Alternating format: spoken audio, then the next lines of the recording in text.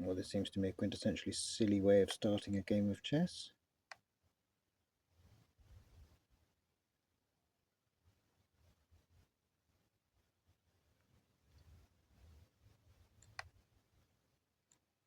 Okay, I'll do that. Fine.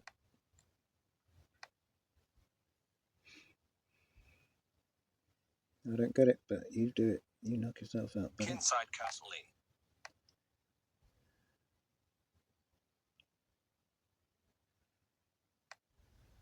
I'm coming for you. I'm going to shut you out.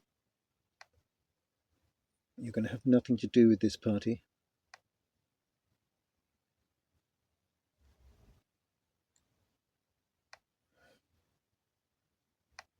Good. That shuts you out properly. With that out the way, I can now castle.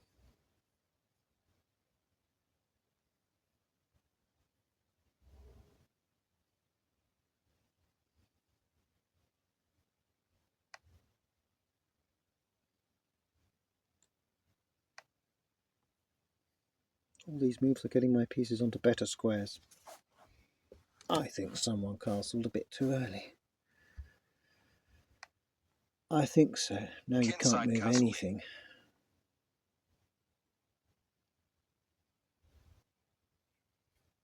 I think my structure's pretty darn good.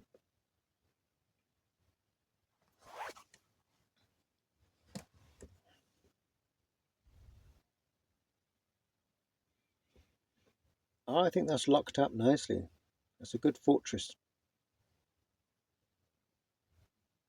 By getting rid of that D pawn,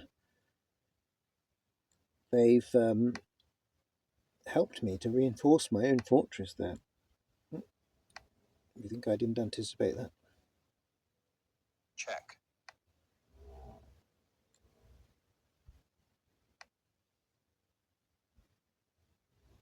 What now, Einstein?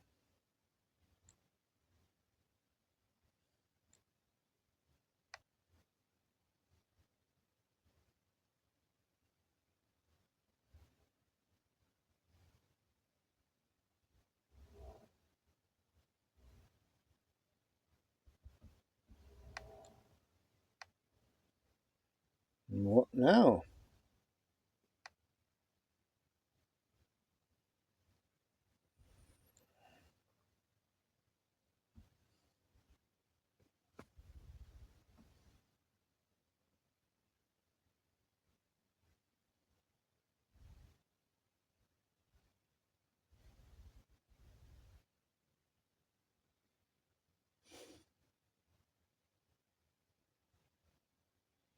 How to defuse it? I think just this.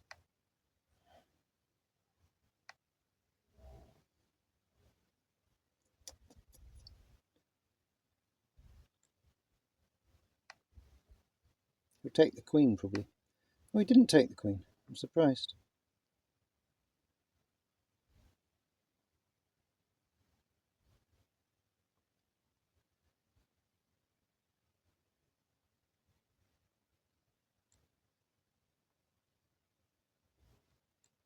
Okay, let's get rid of the queens then, because I think they're going to be weak points.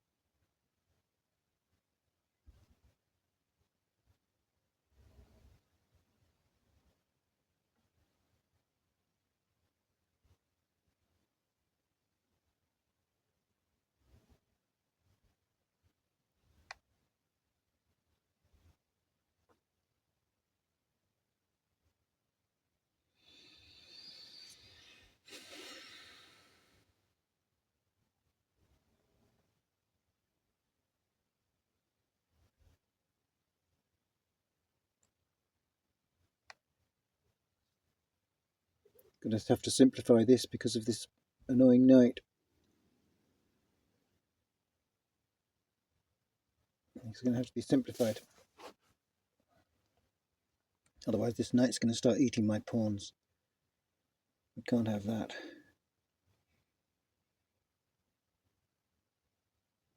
Plus his bishop's pretty useless at the moment. And I could lock it in further actually by attacking his knight. Let's attack the knight.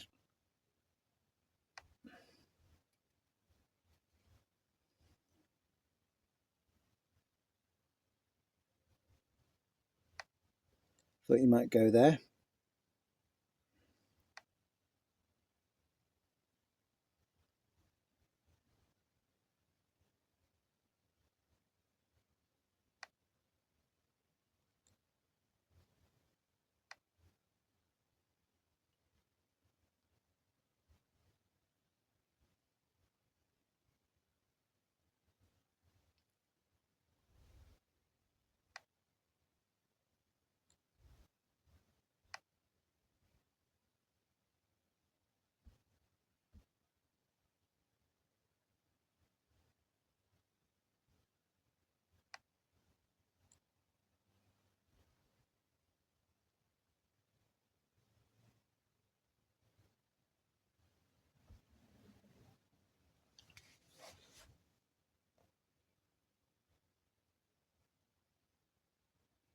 I think I might rather keep that bishop and then just lock everything together.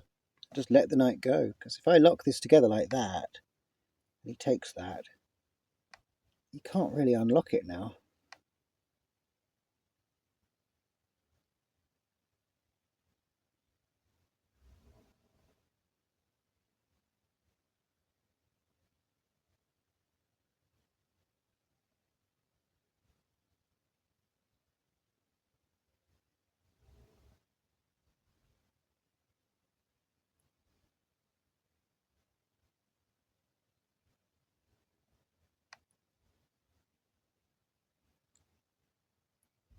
Thank you.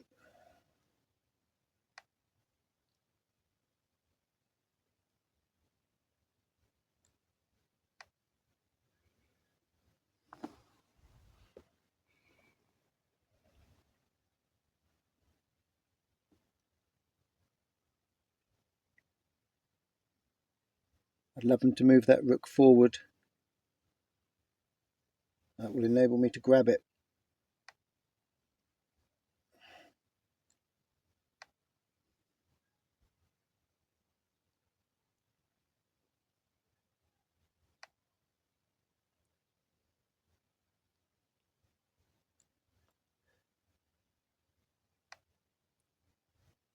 Here we go.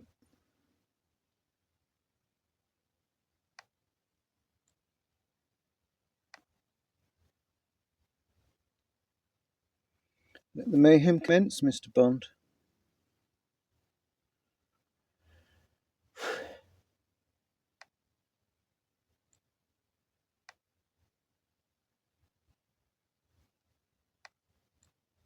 And shut the door again. Oh, it's a thing of beauty.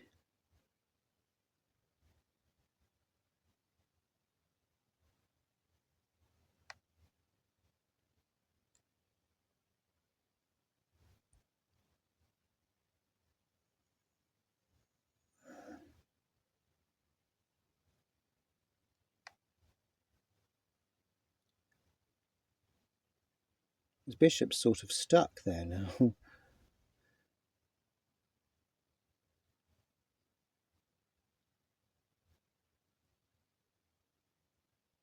Actually, I should have moved forward 2 squares. Forget about the pawn on the end.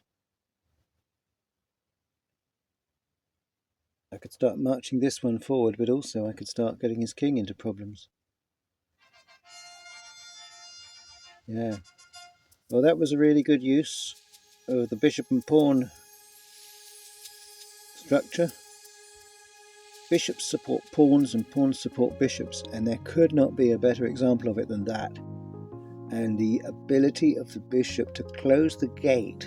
There's another game I played a few weeks ago where I managed to put my bishops between his two rooks to separate them, which considerably reduces their power and can put them in peril.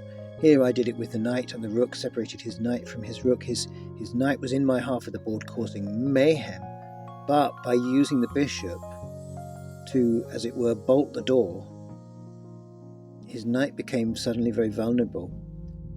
And although he managed to take my rook with his knight, it was worth it, because his knight was much more troublesome than a normal knight. It was probably worth a rook. And his bishop was, as you can see, not worth as much as my bishop was worth. So you also have to weigh up that. In a different game, in a different board, a different bishop can be worth a different amount. And this is especially true of bishops. It's not quite so true of knights, because knights are much more mobile. They can change colour, but a bishop can't change colour. So a bishop's values can change, and it's possible to leave your opponent with a completely lame bishop. And it's also possible to have a lame bishop yourself, and when you notice that, be prepared and very happy to trade it off to a player that doesn't realise they're trading your lame bishop for a perfectly good one on their side, or a perfectly mobile knight. Right, that's my little bank holiday special. Hope you've enjoyed it. I'm going to go and have some sunshine now. You should too. And enjoy myself a nice cold shandy.